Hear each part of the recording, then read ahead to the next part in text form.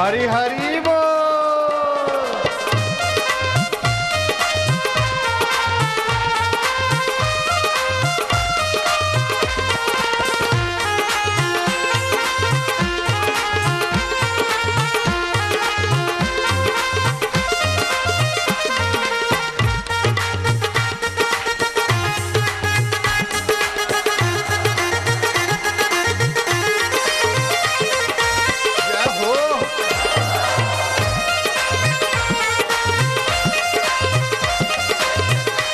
जो अक्ल जय सिया राम जय जय सिया जय सिया राम जय जय सिया राम हरि हरि हरि ओम हरि ओम हरि ओम मुनि मनरंजन भव भय भंजना हरि हरि ओम कलिमल हारण भव जगतारण हरि हरि ओम निवारक सब सुखकारक हरि हरि ओम मंगल मंगल नाम हरि हरि ओम मधुर मधुर नाम हरि हरि ओम दिलों का दुलारा नाम हरि हरि ओम कली का किनारा नाम हरि हरि ओम पति का पावन नाम हरि हरि ओम मंगल मंगल नाम हरि हरि हरि ओम हरि ओम हरि ओम हरि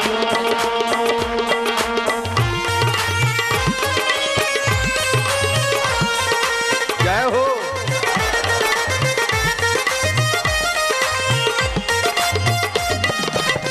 हरि ओम ओम ओम ओम ओम ओम ओम ओम ओम ओम ओम ओम ओम ओम प्रभु जी ओम ओम ओम प्यारे जी ओम ओम ओम आनंद ओम ओम माधुर्य ओम ओम ओम ओम ओम ओम ओम हरि ओम ओम ओम प्रभु ओम ओम प्यारे ओम ओम हरि ओम ओम ओम ओम ओम ओम ओम ओम ओम ओम ओम ओम ओम ओम ओम ओम ओम ओम ओम आनंद देवा माधुर्य देवा मम देवा ओम ओम ओम ओम ओम ओम ओम ओम ओम ओम ओम ओम ओम ओम ओम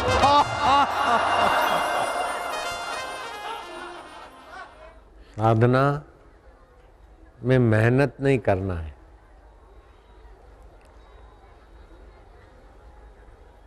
शारीरिक तप नहीं करना है।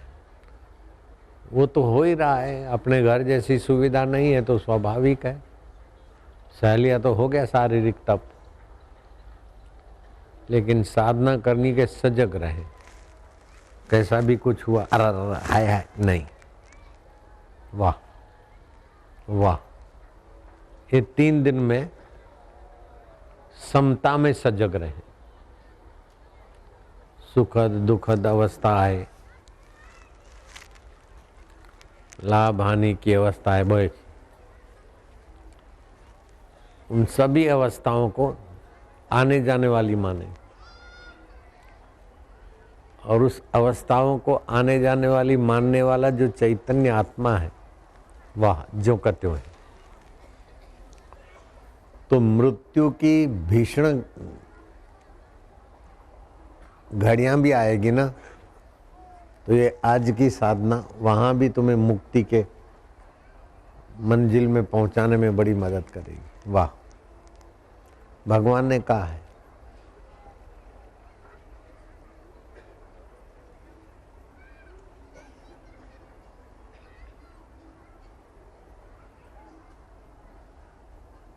जीवन भी मैं हूं, मृत्यु भी मैं हूं। जब सब कुछ भगवान है तो मृत्यु एक अवस्था बदलती है, उसमें भी मेरी सत्ता है, मैं ही हूं। मृत्यु बुरा नहीं है, ऐसे दुख भी बुरा नहीं है। दुख को तो जितना धन्यवाद दो उतना कम है। दुख आकर सजाग बनाता है, अहंकार मिटाता है, वासना मिटाता है, दोष मिटाता है, पाप मिटाता है। जैसे कोई बीमारी आई तो शरीर में जो दोष हैं, पचे न पचे और खाए गए तो बुखार हुआ, तो बुखार उन दोषों को पचाने के लिए आता है।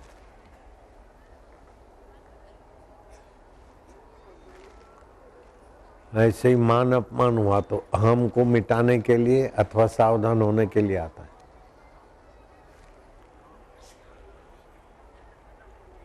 तो श्री कृष्ण ने कहा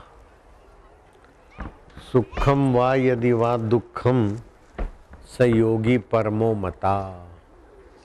सुखद अवस्था है चाहे दुखद अवस्था है, ये अवस्थाओं से जुड़े नहीं, परम दृष्टि रखे, अपने निर्लेप स्वभाव को देखे। सुखम वा यदि वा दुखम स योगी परमो मता। मेरे मत में वो परम योगी है। इसको बोलते हैं समत्व योग।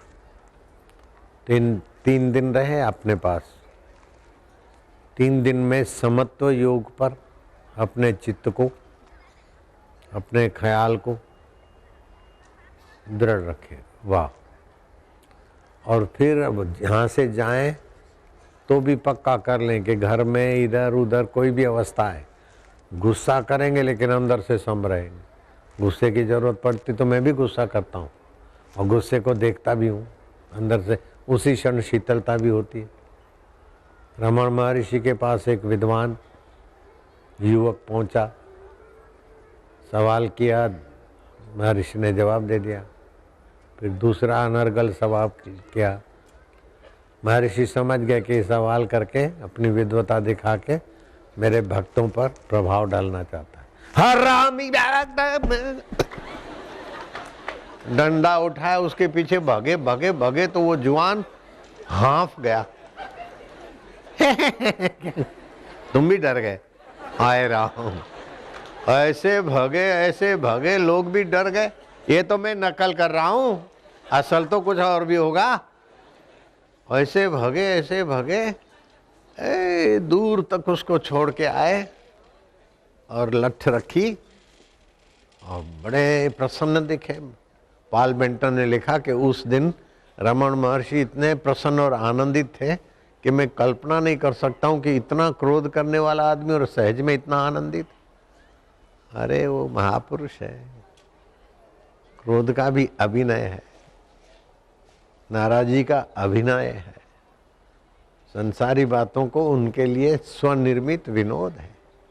वे कर्ता होकर कर्म नहीं करते, लेकिन कर्म के अधिष्ठान, कर्म का जो कर्ता होता है वो सुख दुख का भोगता होता है और जन्म मरण का पिट्ठू बनता है। लेकिन कर्म जिसमें हो रहे हैं उनको सुचारू रूप से सुव्यवस्थित करने की जो कला है वो योग कर्मसु कौशलम। योग क्या है कि कर्म में कुशलता दे। कर्म तो करें लेकिन कर्तृत्व अभिमान ना आए, भोक्तृत्व भाव ना आए, विषय विकारों की लंपटता ना हो। तुम्हारे को तो 1 2 4 5 बेटे होंगे, वशिष्ठ को 100 बेटे और भगवान के गुरु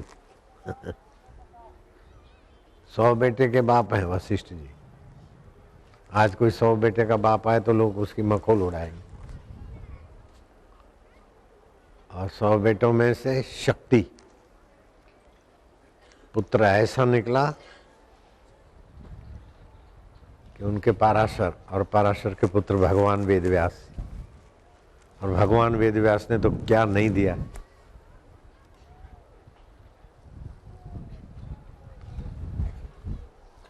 ये तो वशिष्ठ की कृपा है कि ये शास्त्र हमको मिल रहे। 100 बेटों के बाप की कृपा। राम उनके चरण धोते सीता सहित। ब्रह्मज्ञानी की महिमा कौन बखाने।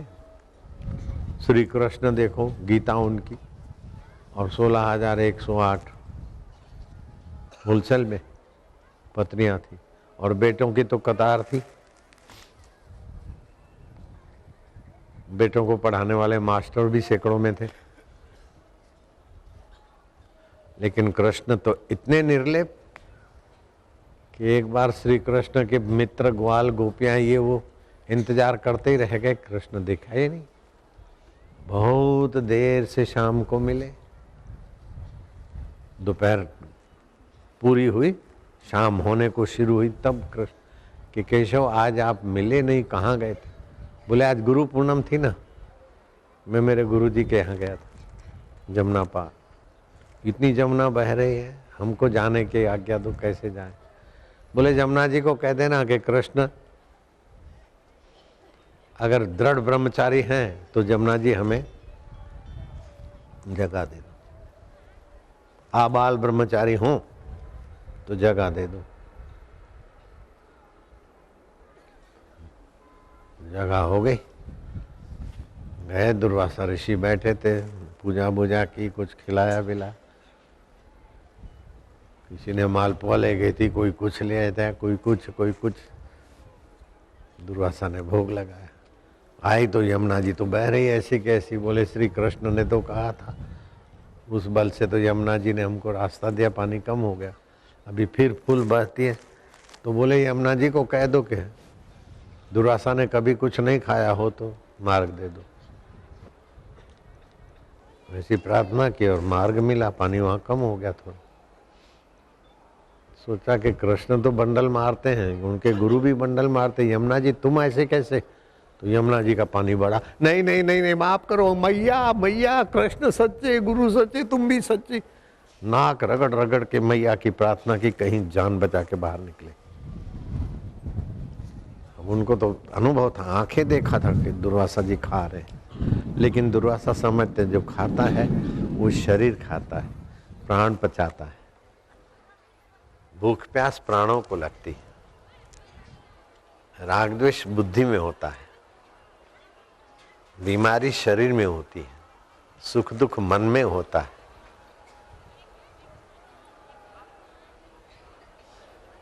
उन सब से जो असंग है, अछूत है, वही मैं आत्मा हूं, चैतन्य। ऐसा श्री कृष्ण को साक्षात्कार था। साक्षात्कार करने के लिए मानुषी बुद्धि मिली है। उसका मतलब ये नहीं कि विकार भोगते रहे और असंग करते रहे तो मुसीबत में पड़ेंगे। संयम भी उतना ही। सोने की द्वारका है तो है, डूब रही है तो दुख नहीं हो रहा है कृष्ण को। जानते कि पंच भौतिक संसार में होता रहता है। सुखम वा यदि वा दुखम स योगी परमो मता। सुखद अवस्था हो चाहे दुखद अवस्था हो, लेकिन ये अवस्था है ना, आई है तो जाएगी, लेकिन उसको जानने वाला नित्य है।